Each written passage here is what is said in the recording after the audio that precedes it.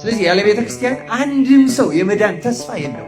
አይ ብቻዬን እንዲያርጌ እዚህ ቦታ ጸልዬ እንደዚህ ሆኜ እንደዚህ የሁሉ ትዕቢትና ትምክህት። በግሉ መጸለይ አስፈላጊ መሆኑ እንደተጠበቀ ሆኖ ያለ ቤተ ክርስቲያንና በቤተ ክርስቲያን በሚደረግ ጸሎት ይልቁንም በቅዳሴ ሳይሳተፍና ከቅዱስ ምስጢር ሳይሳተፍ ምንም የመዳን ተስፋ የለው።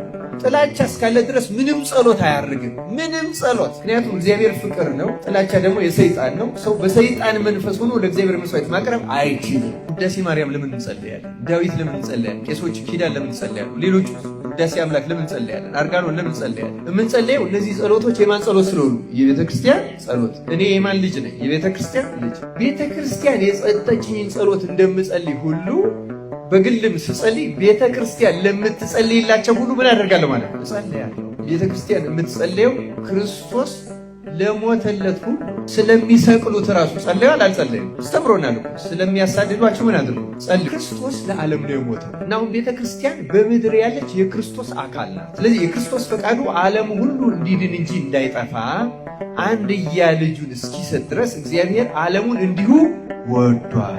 ቤተክርስቲያን ስለሚያሳድዷት፣ ስለሚገፏት፣ ስለ እያንዳንዱ ትጸልያለች። ቤተክርስቲያን የምትጸልየው ጸሎት በሙሉ ክርስቶሳዊ የሆነ ብቻ።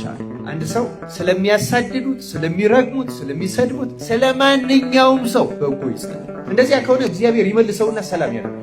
አመፀኛና የክፉ የሰይጣን ማደሪያ ከሆነ ደግሞ እግዚአብሔር ለዚያ መፍትሄ ይሰጣል። ማንም ሰው የሚጸልይ ሰው የጸሎቱን ዋጋ ሳይቀበል በፍጹም